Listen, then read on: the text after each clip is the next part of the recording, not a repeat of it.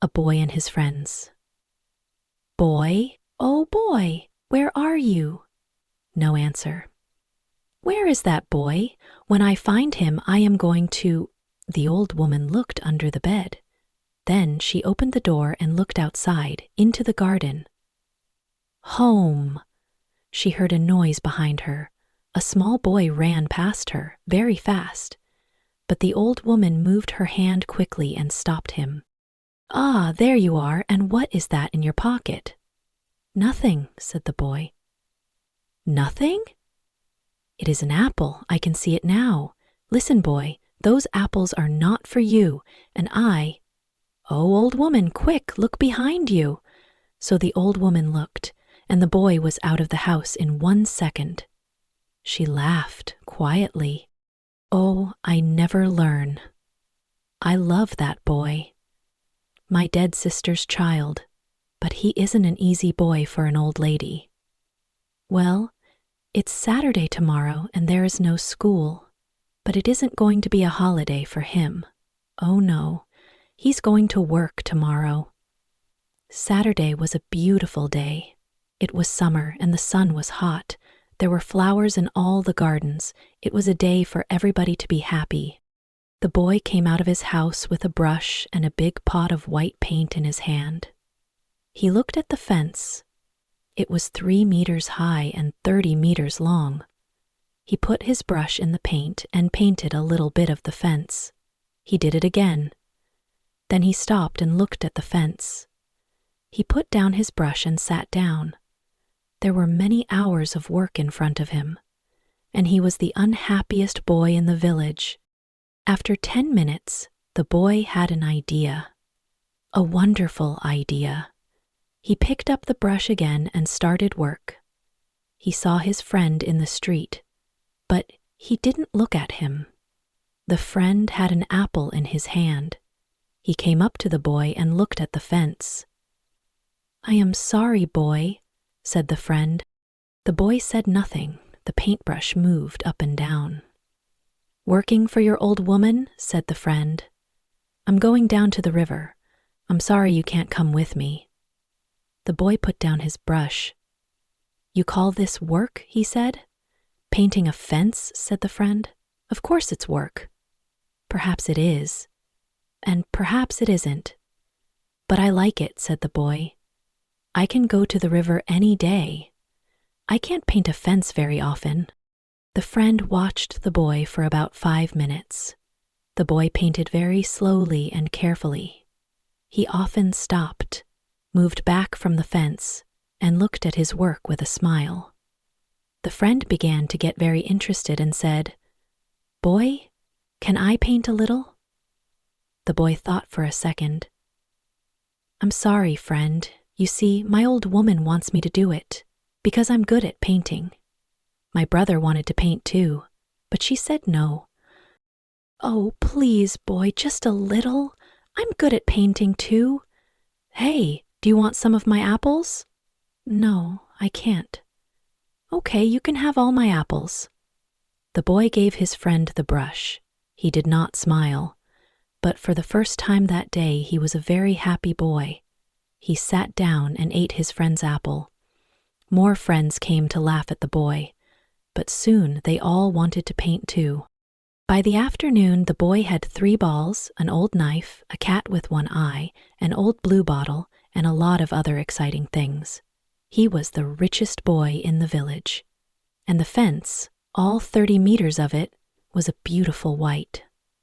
He went back to the house. "Old woman, can I go and play now?" The old woman came out of the house to look. When she saw the beautiful white fence, she was very pleased. She took the boy into the house and gave him an apple. "Well, you can go and play, but don't come home late." The boy quickly took a second apple and ran off. On Monday morning, the boy did not want to go to school. But the old woman got him out of bed and then out of the house. In the street near the school, he met another friend. This friend had no mother, and his father drank whiskey all the time. So this friend lived in the streets. He didn't go to school. He was always dirty, and he never had a new shirt, but he was happy. The mothers of the village didn't like him, but the boy and his friends did. "Hello, friend," said the boy. "What have you got there?" "A dead cat." "What are you going to do with it?" asked the boy. "I'm going to take it to the graveyard tonight," said the friend. "At midnight. A dead cat can call ghosts out of their graves." "I never heard that," said the boy. "Is it true?" "Well, I don't know," said the friend. "An old woman told me. Come with me and see. Or are you afraid of ghosts?" "Of course not," said the boy. "Come and meow for me at my window at 11 o'clock. After this, the boy was late for school, and the teacher looked at him angrily. "Boy, why are you late again?" he said.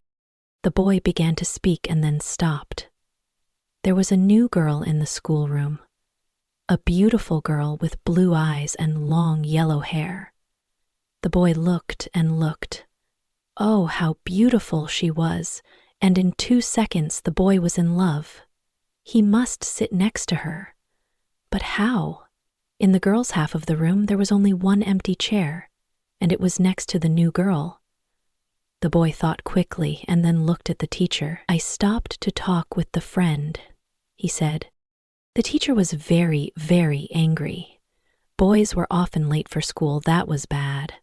Talking with the friend was worse, much worse. The teacher took his stick, and 2 minutes later the boy's trousers were very hot, and the teacher's arm was very tired. "Now, boy, you go and sit with the girls." Some of the children laughed. The boy walked to the chair next to the new girl. He sat down and opened his book. The other children began to work again. After 10 minutes, the girl looked up. There was an apple on the table in front of her. She put it back on the boy's half of the table. A minute later, the apple was in front of her again. Now it stayed. Next, the boy drew a picture of a house and put it in front of her. "That's nice," the girl said. "Now draw a man." The boy drew a man next to the house. The man was taller than the house, and he had very big hands and very long legs, but the girl liked him. "Can you draw me now?" she asked. The boy drew a girl next to the man. "You draw beautifully. I can't draw pictures. I can teach you," said the boy. "After school." "Oh, please." "What's your name?" asked the boy. "Girl." Just then, the boy felt a hand on his head. It was the teacher. He took the boy by the ear and moved him back to his chair in the boy's half of the room, in the graveyard. That night the boy went to bed at 9:30. He waited for the friend to meow, and at 11 o'clock it came. He climbed quietly out of the bedroom window, and then he and the friend walked out of the village with the dead cat. The graveyard was on a hill, about a mile from the village. When the boys got there, they put the dead cat on a grave and sat down behind some trees. They watched and waited. It was very dark and very quiet. "Do you see that new grave there?" whispered the friend. "That's the man's grave. He died last week. Perhaps he can hear us." The boy whispered back, "Do you think he can?" "I don't know, but—" "Shoo, boy, what is it?" "Shoo," whispered the boy. "I can see something. Look." The friend moved near to the boy. "Ghosts," he said. "3 of them. They're coming here, boy. Oh, let's go home." "They can't see us," the boy whispered. "Not here." "Ghosts can see through trees," said the friend unhappily. "They can see through everything." The ghosts moved quietly through the graveyard and came nearer to the trees. The friend and the boy watched, very afraid.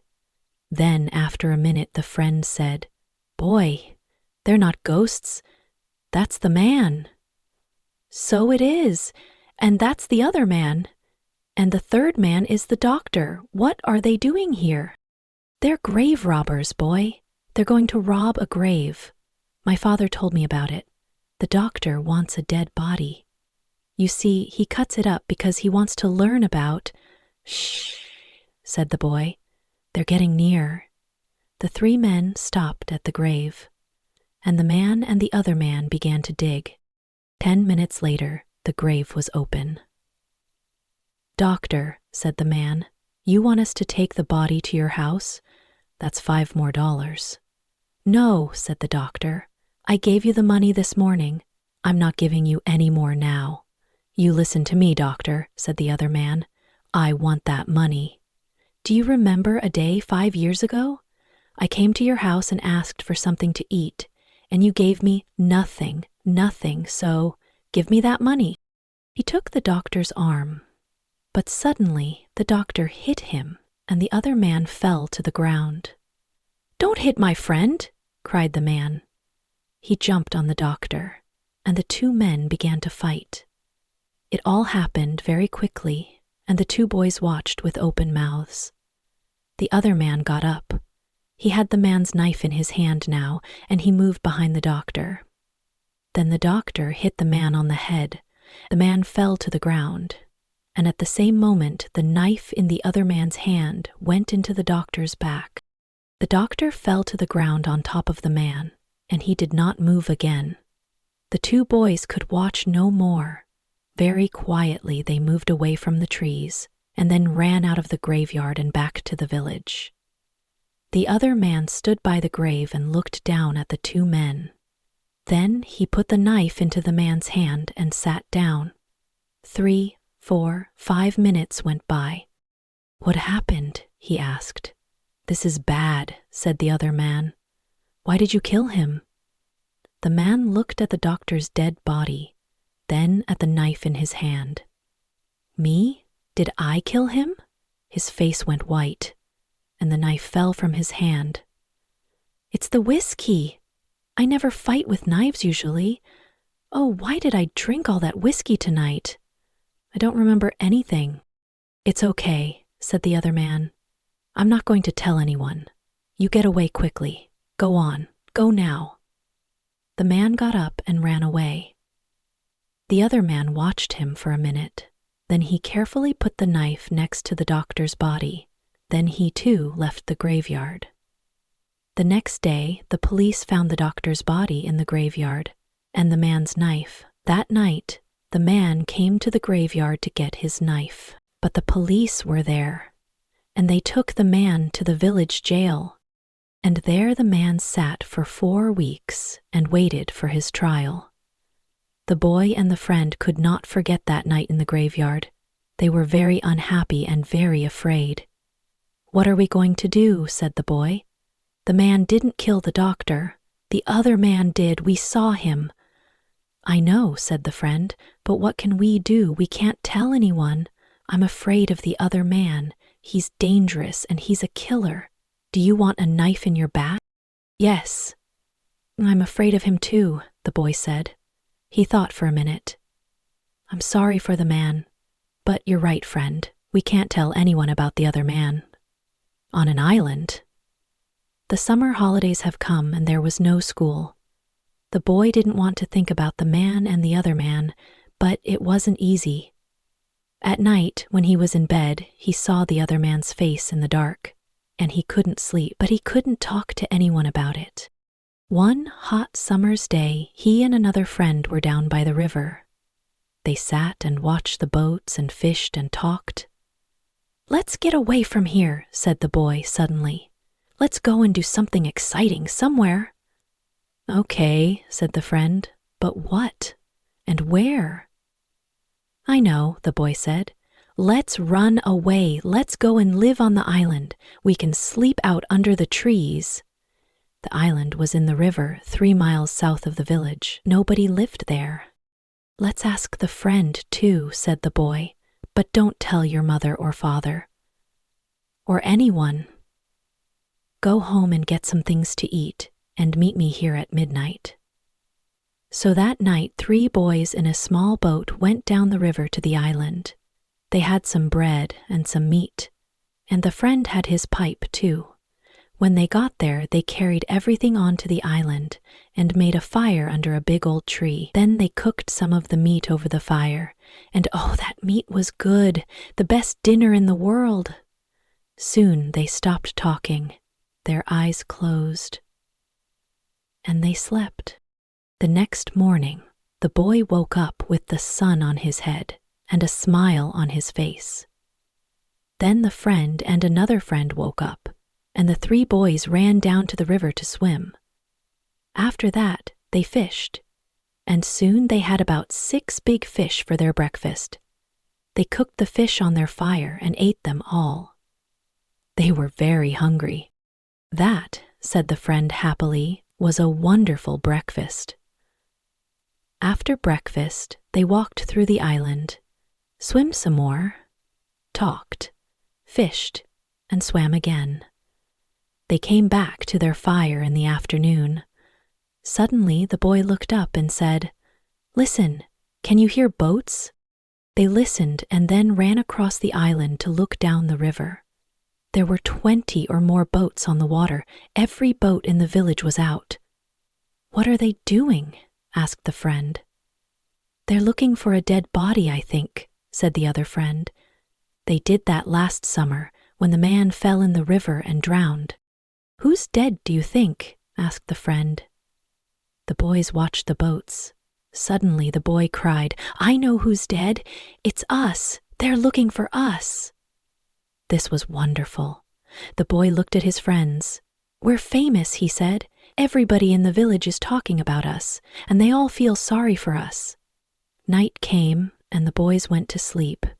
But the boy did not sleep, and when morning came, he wasn't there. "Friend, where's the boy?" cried the friend. "I don't know," the other friend began. "But look, there he is. He's swimming across to the island now. Hey, boy." At breakfast, the boy told his story. "I went home last night," he said, and listened at the window. The friend's mother was there too. And she and the old woman cried and cried. "I heard some very interesting things. On Sunday, there's going to be a big funeral at the church for us. And listen, I've got a wonderful idea." The friend and the other friend listened and laughed. And yes, it was a wonderful idea. That night, the boys cooked some more fish. And after dinner, the other friend got out his pipe and began to smoke. "Can we smoke too?" asked the boy. "I want to learn." So the other friend made pipes for the boy and the friend, and the 3 boys sat and smoked. "Hey, I like smoking," said the boy. "It's easy." "It's nothing," said the friend. "I'm going to smoke every day." But after 10 minutes, the boy and the friend got quieter and quieter, and their faces went an interesting color. "I'm going for a little walk now," said the boy. He stood up carefully and walked away into the trees. "Me too," said the friend quickly. The 2 boys came back an hour later, but they didn't smoke their pipes again. On Sunday morning, there were no happy faces in the village. The old woman and the friend's mother and father were in the church, and all the boys' friends. The minister said some very nice things about the 3 boys, and the boys' families cried and cried. Everybody cried, and the girl did not stop crying for 1 second. There was a small noise at the back of the church, but at first nobody heard it. Then the minister looked up and suddenly stopped speaking. Everybody turned to look. Their mouths opened and stayed open, and into the church came the 3 dead boys. The boy first, the friend next, and then the other friend. For a second, nobody moved or spoke, and then the noise began. The old woman and the friend's mother ran to the boys and took them in their arms. The old woman cried and laughed and cried again. "Ah, boy," she said, "you're a bad boy, but I love you." Suddenly, the minister called out, "Oh, happy day! Sing, good people of the village, sing and be happy." And everybody sang and smiled and laughed for a long time. It was the village's happiest funeral. Justice. The weeks went by, and the judge came to the village. On the day before the man's trial, the boy and the friend met in the street near the boy's house. The friend was unhappy. "Boy, you didn't tell anyone you know." "No, I didn't. But friend, what about the man? People are saying he's the killer. And he's going to die." "But we can't tell anyone about the other man," said the friend. "I don't want to die too, do you?" No, the boy didn't want to die, but he couldn't forget the man's face in the jail, old, tired, and unhappy, and the other man was free. It wasn't right. That night the boy came home late and very excited. He could not sleep for 2 or 3 hours. The next morning the whole village was at the man's trial. The other man was there too. The man waited, a tired old man with a dirty face. The judge began the trial. Questions, questions, questions. Answers, answers, answers. And the answers were all bad for the man. "Yes, I found the knife in the graveyard next to the doctor's body." "Yes, that's the man's knife. He always carries it." "Yes, I saw the man in the village that afternoon. He had the knife with him." Then the man began to look more and more unhappy. Then the judge said, "Call the boy." The village sat up. What did the young boy know? Everybody looked at him and waited. "Boy, where were you that night? At the hour of midnight in the graveyard?" "I went there to see ghosts. With a dead cat?" The village laughed, and the judge looked angry. "And where were you in the graveyard, boy?" "Behind the trees, near the grave." The other man's face suddenly went white. "Now, my boy," said the judge, "tell us your story." And so the boy told his story, and the village sat and listened to him with open mouths. And then the man fell, and the other man jumped with the knife, and crash! The other man jumped through the window and was out and away in a second. The village loved the boy for a week, but the boy was not happy. The other man was not in jail, and he was a dangerous man. The boy slept badly for weeks. The slow summer days went by. The other man did not come back to the village, and the boy began to forget. Treasure. There is a time in every boy's life when he wants to go and dig for treasure, and that time came for the boy. So, one hot summer's day, he went to find a friend. The friend liked the idea of treasure. "Where are we going to dig?" he asked. "An old dead tree is best," said the boy. "Who puts the treasure under old trees?" "Robbers," said the boy. "And then they go away, or they forget to come back for the treasure." "There's a dead tree on the hill," said the friend. "Let's go there. I've got an old pick and shovel."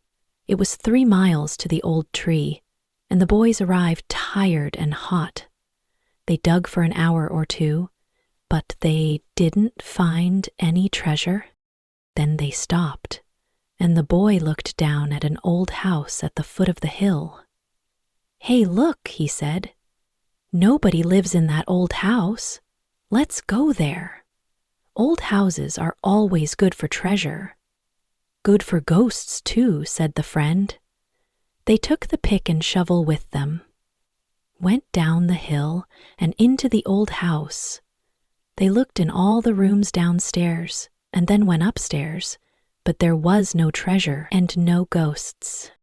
Then they heard a noise. "Shh," said the boy suddenly. "What's that?" "Ghosts," whispered the friend. There were holes in the floor, and through them the boys could see into the rooms downstairs. "No," the boy whispered. "It's 2 men. One is an old foreigner. He came to live in the village last week. I don't know the other man. Let's listen to them." The 2 men sat down on the floor. The foreigner had a green hat and long white hair. The other man was small and dark. He took out a bag and began to open it. "It's hot in here," the foreigner said. He took off his green hat, and then he took off his long white hair. "Boy," the friend whispered upstairs, That's the other man. We took $650 when we robbed that house, said the second man. He took some money out of the bag. We can take $50 with us now. What are we going to do with the 600? Leave it here, said the other man. We can come back and get it next week. Here, give me the bag. He walked across the room to the fireplace, moved 2 big stones from the floor, and began to dig with his knife. Upstairs, the 2 boys watched excitedly. Treasure, $600 of wonderful treasure. The other man stopped digging. Hello. What's this? He said. There's something here. It's an old box. The 2 men got the box out and opened it. It's money, said the other man's friend. The other man put his hand into the box. There are thousands of dollars here, he said, and the 2 men looked at the money with happy smiles. But who? Began the other man's friend. Don't ask, the other man said. It's our money now. We can't take it with us today, said his friend. What can we do with it? Put it back under the floor. Yes, said the other man. Happy faces downstairs. No, very unhappy faces upstairs. Let's put it under the cross. Nobody goes there. We can take it there tonight. When night came, the 2 men carried all the money away. The boys did not go after them, because they were afraid of the other man and his friend. But they wanted very much to find that cross. For a week, the 2 boys thought and thought about the treasure. It was under the cross. But where was the cross in the village? The boys watched the foreigner carefully, but they didn't see a cross. And they didn't find the treasure in a cave. The next Saturday was the girl's birthday, and all the girl's friends were very excited. It's going to be a wonderful day, the girl told the boy. We're going to have a picnic by the river, and after that we can visit the cave. So, in the morning, a big boat took the girl, the boy, and all their friends down the river. There were some older children on the boat too, but all the mothers and fathers stayed at home. Picnics are better without them. And it was a very happy, noisy picnic. After the picnic, the children took out their candles and ran up the hill to the cave. The mouth of the cave was dark, and some of the children were afraid at first. But caves are exciting, so in the end everybody went in. The cave was very, very big, with hundreds of tunnels and rooms. The tunnels went up, down, and into the hill for miles. You could walk for days in the cave. Nobody knew about the cave. But many people knew the tunnels near the door. You could play all day in these tunnels. The boy, of course, knew them well. For hours the children walked and ran through the cave, up and down the tunnels, in and out of the rooms. In the evening they came out and walked down the hill to the boat, tired but happy. When the boat arrived back in the village, it was dark. The friend saw the boat, but he did not know about the picnic. He did not go to birthday picnics, of course, because the mothers of the village did not like him. But tonight, the friend was only interested in treasure, the other man's treasure. The other man was in an old building by the river, and the friend waited in the street near the building. Perhaps, he thought, the other man's cross wasn't there and the box of money. I must wait and watch. I can tell the boy about it tomorrow. But the other man didn't come out. At midnight it began to rain, and the friend waited all night in the cold street. In the morning he could not move, and he could not speak. He felt cold, then hot, then cold, then hot again. A woman from the church found him in the street. She took him to her home and put him to bed, and there he stayed for 2 weeks. He was very ill, and so he did not hear about the boy and the girl. But on Sunday morning all the village knew about the boy and the girl, because they were not on the boat when it came back to the village. Where were they? Were they lost in the cave? And were they alive or dead? At first, the boy and the girl played with their friends in the cave. Then the boy wanted to go down a new tunnel, and the girl went with him. They walked and talked and went into a second tunnel, then a third. Sometimes the boy put a mark with candle smoke on the tunnel wall. He wanted to find the mouth of the cave again. Then they came out of the tunnels into a big room. There were hundreds of bats in this room, and the candles woke them up. The boy took the girl's hand, and they ran into the nearest tunnel with the bats behind them. But one bat hit the girl's candle, and it went out. The children ran and ran through the tunnels, and at last they got away from the bats.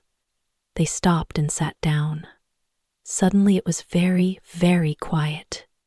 "Where are we now?" the girl whispered, afraid.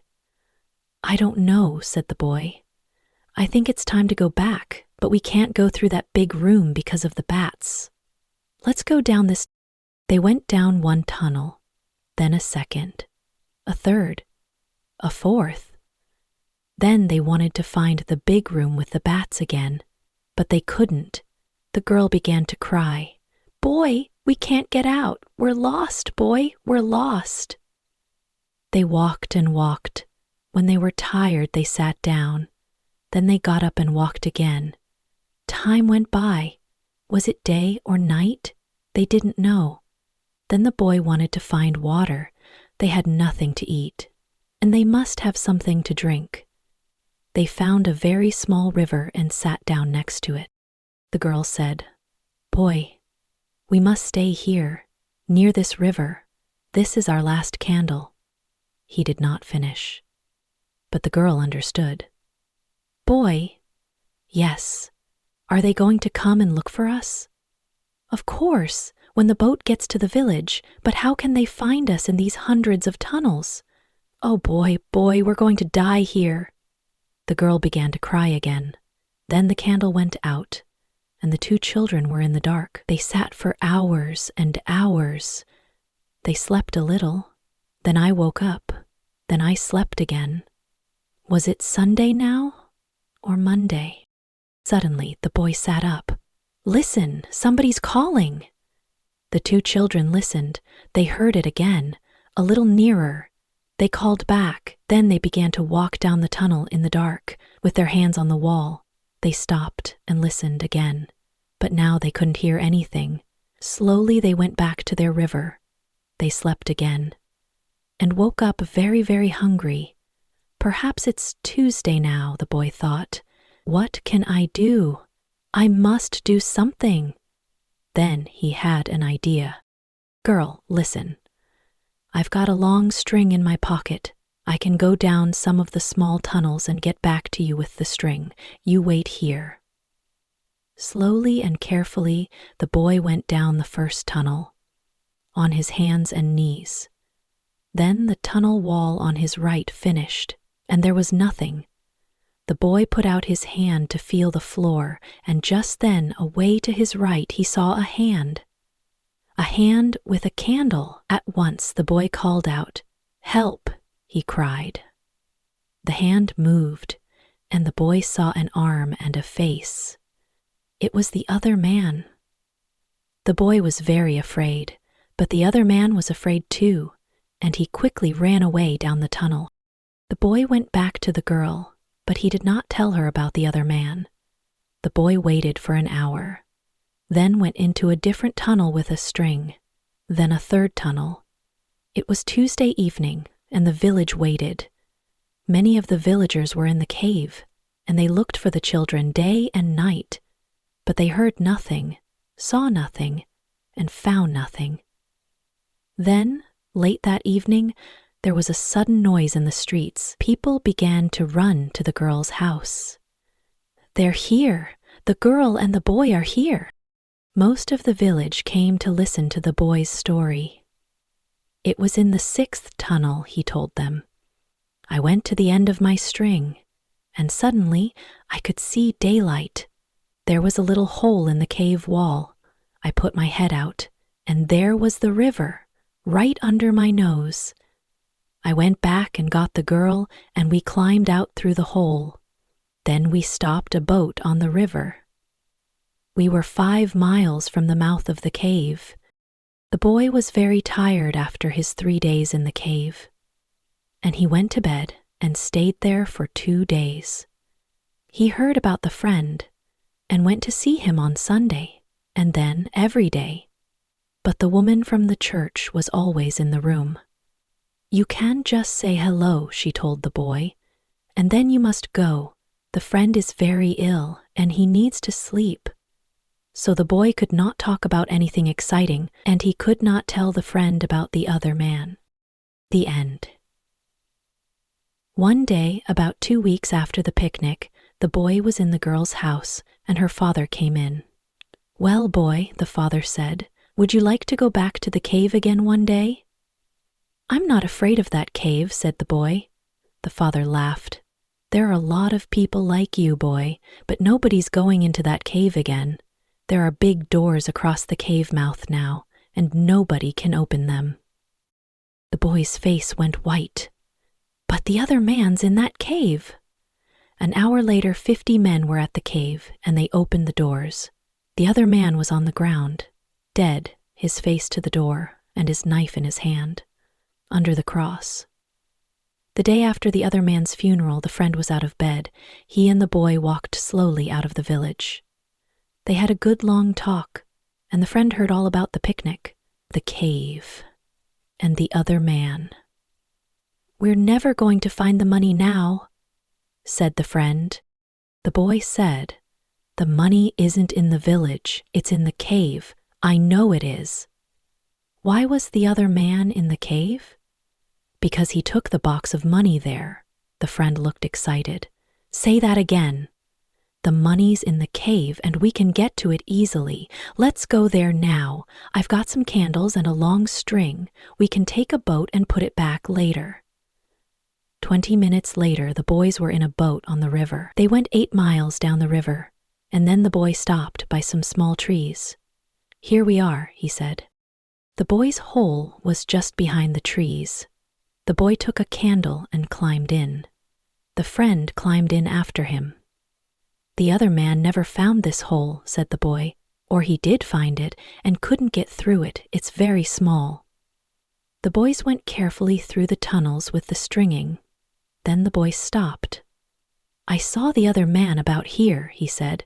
"And look, friend, there's the cross."